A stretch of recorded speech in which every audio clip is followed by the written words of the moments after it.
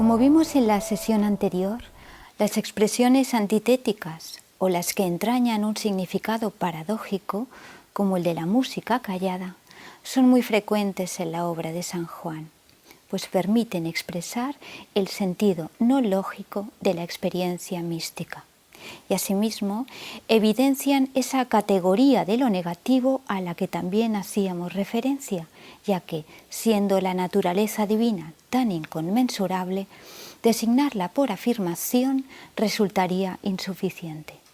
Además, el concepto de divinidad supera la cognición humana, por lo que solamente negando o vaciando de contenido las expresiones verbales, éstas podrían, paradójicamente, sumirse en la totalidad de lo divino. De igual modo, de hecho, debía proceder el individuo entregado a Dios, pues solo purgando su espíritu y despojándose de afectos y pasiones, podría vaciarse por completo para abrazar a la divinidad. Para venir a serlo todo, decía el carmelita, no quieras ser algo en nada. Y en torno a esa idea, en suma, orbita todo su lenguaje poético. El sintagma que acompaña a la música callada en el cántico espiritual es la expresión también muy conocida de la soledad sonora. En este caso, sin embargo, la contradicción no es sino sugestiva, puesto que la noción abstracta de la soledad nada tiene que ver con las percepciones auditivas. No obstante, al calificar el sustantivo soledad con el adjetivo sonora, lo que hace el poeta es otorgarle a la noción abstracta un rasgo sensitivo. Y he aquí la contradictio, pues la palabra poética logra dar realidad sensible a un concepto inmaterial. Además, nótese la aliteración entre ambos términos, es decir, la repetición de los mismos sonidos al inicio de uno y otro vocablo. Un efecto que suscita a su vez que hasta creamos escuchar el susurrante sonido de la soledad. Un suave murmullo que ya venía auspiciado en el texto por otras expresiones aliterativas como los ríos sonorosos o el silbo de los aires amorosos. Oraciones donde la presencia del fonema sibilante S, que no por insistente deja de ser sutil, evoca el envolvente sonido del agua y del aire que se transferirá luego a la soledad. Muchas son en el cántico las expresiones que identifican a Dios con diferentes paisajes naturales. Y otro caso destacable es el de las ínsulas extrañas.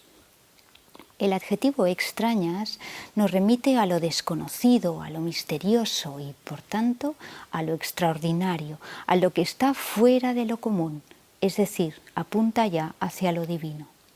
Y lo mismo sucede con el sustantivo ínsulas, que es la voz arcaica relativa al vocablo isla, pues como afirma el propio San Juan, están ceñidas con la mar y allende de los mares muy apartadas y ajenas de la comunicación de los hombres.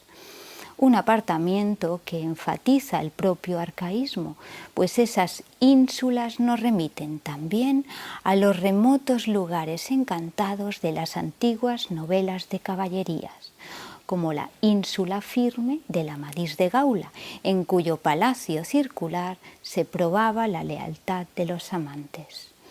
Vemos, pues, cómo el santo nos refiere a las insondables naturalezas divinas mediante expresiones que, unidas, designan lo arcano y lo maravilloso propio de la figura de Dios, y sin necesidad de definir su esencia, lo que no sería, de hecho, factible. Pero la dicotomía que preside toda la obra de San Juan es la relativa a la oscuridad-luz. Cada uno de estos términos, además, rige un campo semántico de voces afines, ya por el sentido, ya por asociación de ideas, por lo que se hará mención de la noche y de lo secreto con relación a la oscuridad, y de la llama y de la alborada con relación a la luz, pues uno y otro eje semántico alcanzan categoría simbólica. Lo paradójico, además, es que ambos términos siquiera se oponen en la obra del místico, pues es la noche oscura más cerrada la que alberga la luz más luminosa, la que guiará el alma hasta Dios. Como apuntábamos, solamente el espíritu despojado de todo, vaciado por completo, podría abrazar la inmensidad divina. Y de ahí que esa noche se corresponda con el estado de absoluta negación o vaciamiento, lo que también se asocia al puro olvido, al que llega el alma para entregarse a Dios.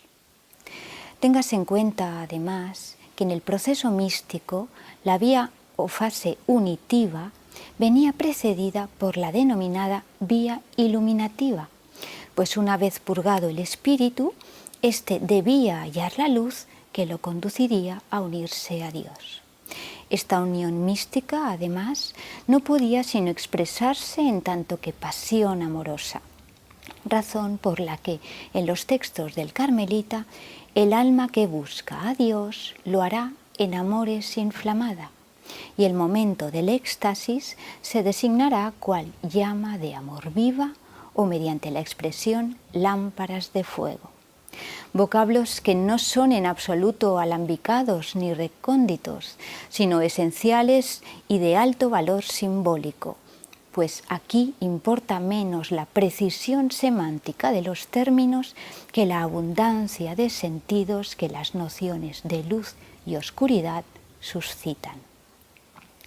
Asimismo, otro de los conceptos simbólicos frecuentes en la obra de San Juan es el relativo a la herida, noción que suele también aparecer mediante sintagmas que expresan oxímoros, pues así como en la tradición lírica que hunde sus raíces en el amor cortés, los enamorados experimentan el paradójico dulce tormento de una pasión por lo común no correspondida o inviable, así en la poesía mística el dolor y el gozo van de la mano, ya que de tal modo el alma se ve afectada por la impresión que le causa la presencia divina. Por esta razón, en los versos del Carmelita, la llama hiere aunque tiernamente, y se hace referencia a una llaga regalada, es decir, placentera, y a un cauterio paradójicamente suave. Por otro lado, la herida también se vincula a alguna de las muchas figuras de animales que aparecen en el cántico y que deben interpretarse en clave simbólica. Así, la imagen del ciervo vulnerado, es decir, herido, que primero se identifica con el alma, que es la esposa, y luego con el esposo, que es Dios, puesto que la unión entre ambos transforma cada uno en el otro. Ya en los salmos bíblicos el ciervo adoptaba un carácter simbólico, pues su sed de aguas cristalinas prefiguraba el deseo amoroso.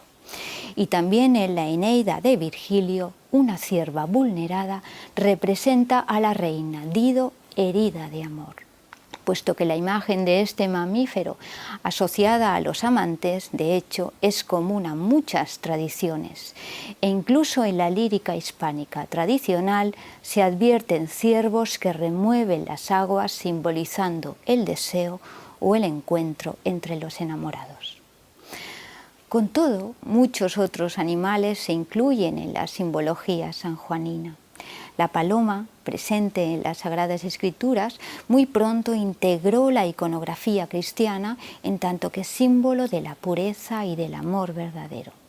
Y San Juan la identifica con el alma, así como la tórtola, otra de las aves que simbolizan el amor puro y la fidelidad, dado que la tórtola no vuelve a aparearse cuando muere su pareja, un dato que siempre destacaban los bestiarios medievales.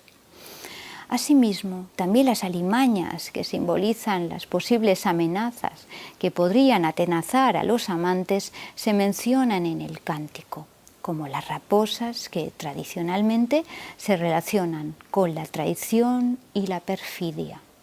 pero muchos son, en fin, los animales que aparecen en los versos del santo. Y muy claramente aquí se observa cómo el carmelita sintetizó distintas fuentes, tanto cultas como tradicionales, siendo esta una de las características de su lenguaje poético, el de un eclecticismo cuya polisemia le permitía expresar, mediante una saturación de significados, la inmensidad divina. Además de las figuras simbólicas, San Juan también recrea dimensiones abstractas mediante términos familiares y reconocibles. Y de ahí, por ejemplo, la idea de la ascensión, a la que se alude a través de la escala por la que figuradamente ascendería el alma en su trayecto hacia Dios, o a partir del alto vuelo al que ésta se arriesga en el amoroso lance que habrá de unirla a la divinidad. Una altura que solamente podría alcanzarse, como apuntaba el místico, pasando 1000 vuelos, es decir, las numerosas pruebas a las que debía someterse el alma para culminar el proceso unitivo. Y fui tan alto, expresa el místico, que le di a la caza alcance. Un juego de palabras con el que explica perfectamente el indefinible culmen ascensional del alma. Pues como ya habíamos visto, las aliteraciones de San Juan son significativas y aquí la repetición de la vocal más abierta y del sonido de la consonante fricativa perfeccionan la plenitud del acto designado.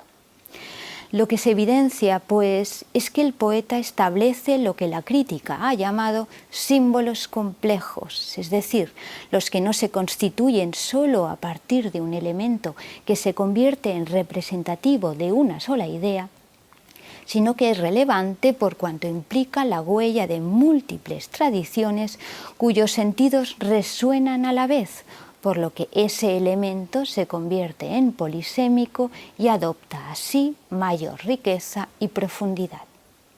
Invade todo el cántico, por ejemplo, la teoría neoplatónica del amor y la importancia que le otorga a la mirada, pues la hermosura del paisaje que el poema refiere no es sino la consecuencia de haber sido contemplado por los ojos divinos que le habrían transferido su belleza.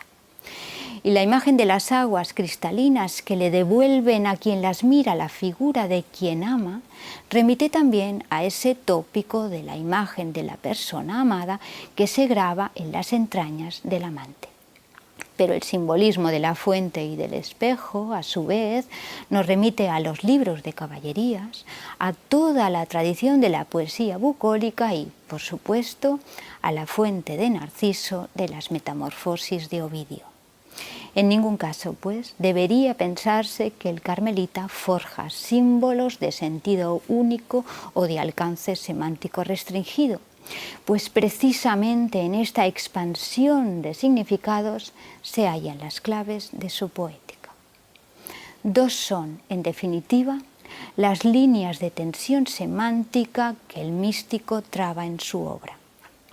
Por un lado, la de las expresiones antagónicas o paradójicas que le permiten apuntar a una dimensión que está más allá de la lógica del lenguaje convencional, pero que por la misma razón abren un espacio de significación negativa que por elusión permite referir a lo trascendente de la experiencia mística.